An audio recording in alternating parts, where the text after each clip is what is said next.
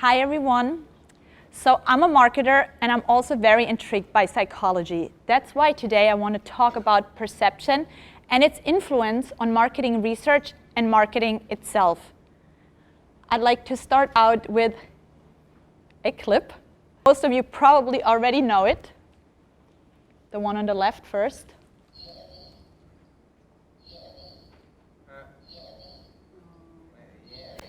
Okay. Who of you guys heard Yanni? Who heard Laurel? Okay. Isn't it interesting that I'm all showing you the same thing, but you all perceive it differently? Let's see what happens if I change the speed of it. The right one.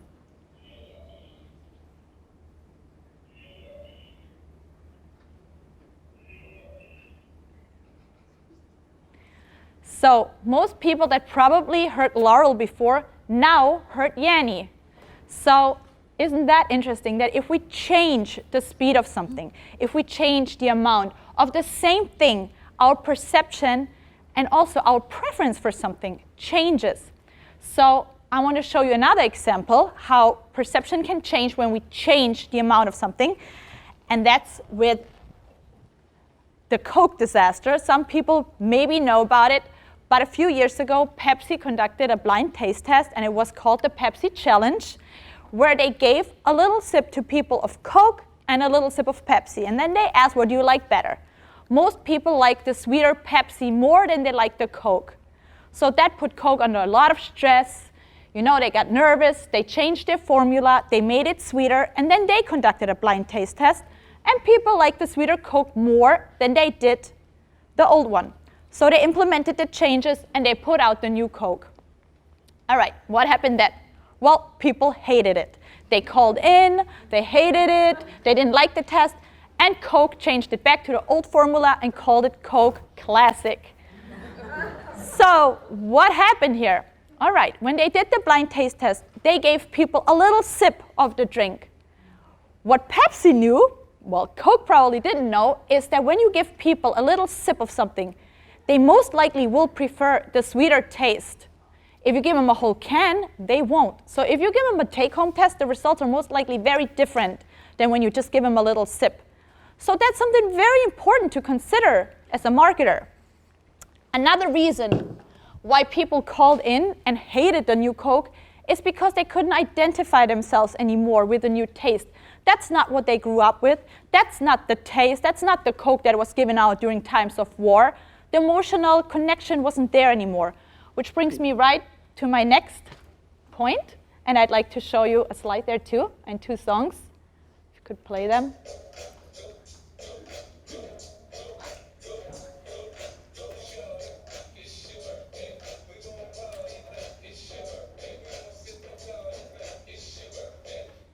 And the other one.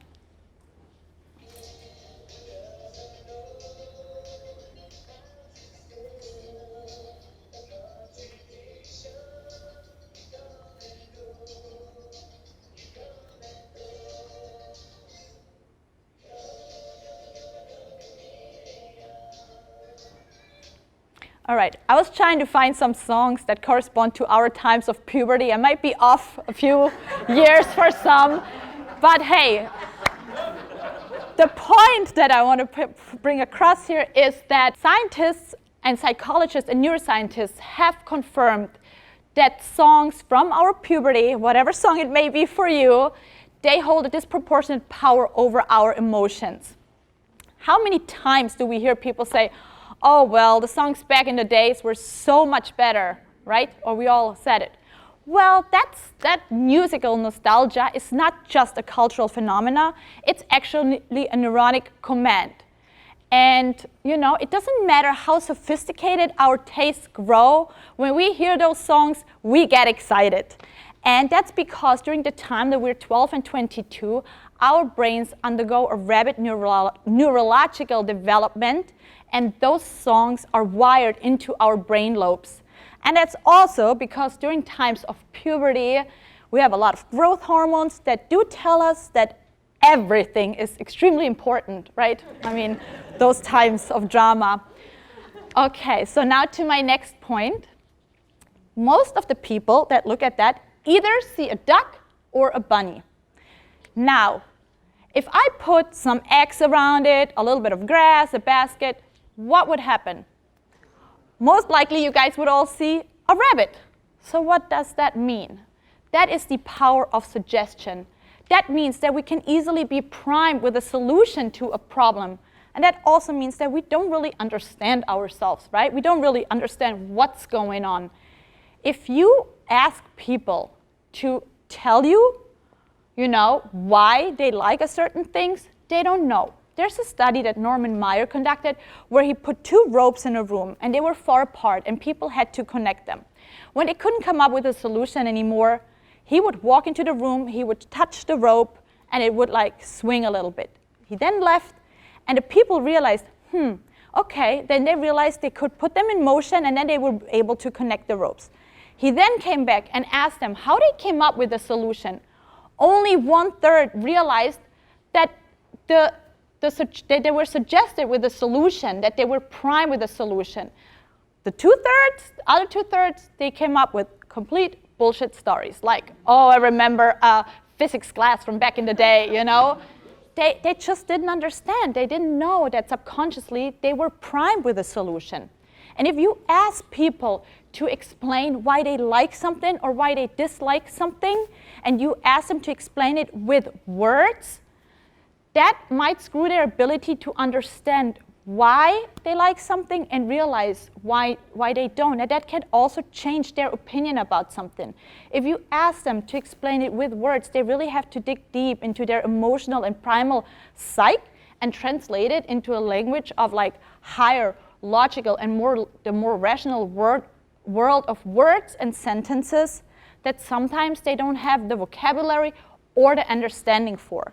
So if I ask you, for example, explain me why you really like a song or a certain piece of art, you might not have the words for it and it might be difficult for you.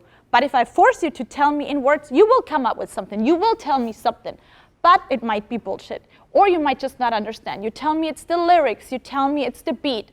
When in actuality, it could be the emotional attachment that you have, as we just discussed in an example before. And you just don't know about it. So thinking that you know yourself, that you know why you are the way you are, and that you know how you will react in certain circumstances is not true. Experience have shown. And that's something called the introspection illusion. Okay, so my next point, another song.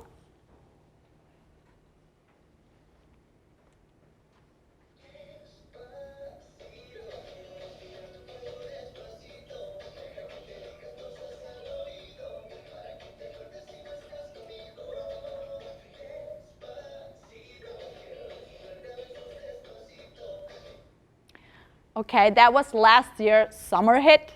Most people probably know it, and most people, the young crowd in here, probably really love it too. And that's because they've heard it so many times. It's the mere exposure effect. The more you hear something, the more you develop a liking for it. And the music industry knows that. And they brainwash our brains in buying up radio plays, which is technically illegal, but still happening. And they also understand and use that scientific, earworm to create pop songs that are very sticking. And a study in 2011, it was an MRI study, has shown that the emotional part of the brain, the reward center of the brain, are more active when you hear songs that you already know and that you can anticipate what's going to happen. So familiarity breeds liking. The more you like, the more you hear something, the more you like it. And you will always pick something that you're more familiar than something that you're unfamiliar with. So an exposure of stimuli, be it with places or people or also fashion. I mean, thinking back, if I look at things that I hated, I love now, The more exposure, the more you like it. However, there can be overexposure as well. And if you overexpose something, it can be irritating and people start ignoring the message. So again, marketers have to be very, very careful when doing studies and when doing a marketing campaign and how they conduct it. Now, I want to talk about something. I have touched upon a few points. I want to talk about why. Like, why do we perceive certain things the way we do? What is happening? So we are designed to survive and to escape pain. And we also don't understand what we want and what we need. So there's a new branch of marketing that's called neuromarketing. And what they tell you is that we have like 3 selves, 3 brains. That's the neurocortex. That's our newest brain. It's like 4 or 5 million years old, and that's the logical part of the brain. A little bit deeper inside is the middle brain, which is the emotional part of our brain. And very deep inside is the reptilian brain, and that's the instinctual brain. And the instinctual part mostly, has more influence over ourselves than the logical part or even the emotional self. And that's very important to consider. So the reptilian part and the amygdala within overpowers the cortex. The amygdala is the part that gets activated for flight or fight. When there's a bear, you got to run away. You got to survive. So that's what's activated. And that's the reptilian part. And most of our choices correspond to that reptilian part of the brain, the stupid part of the brain. And also interesting to know is that our visual senses are faster than our auditory senses, 50 times faster. If we see and hear something at the same time, we correspond to what we see first. Now, another thing is that we use different parts of our brains depending on the situation. So if we see funny pictures of our friend and we have to create meaning and we have to understand it, we probably just use the reptilian brain because it's very easy to understand. If we see a very complex, like mathematical equation or something, we would use the logical part. But sometimes, the parts in our brains compete. And I have a picture that I'd like to show. Now, when you look at this and ask, what's darker, A or B? Most people would probably say A. But, next picture, they're the same color. Our reptilian brain fooled us. So we are competing, and that's something that we have to consider. Not only as marketers, but also as consumers. We can easily be fooled. How do we learn from this? Well, I'm a marketer, and I love research. Also in my private life, I research everything. But it is important to understand where's the study coming from, how was it conducted, and also who sponsored the study. That's something also to consider, right? And we have to understand that sometimes if we just ask people what they like or don't like, we might risk that we throw out an idea that could have been very, very meaningful and revolutionary just because we ask people. But you know what? When we ask people, they really don't know what they want and what they like. Thank you.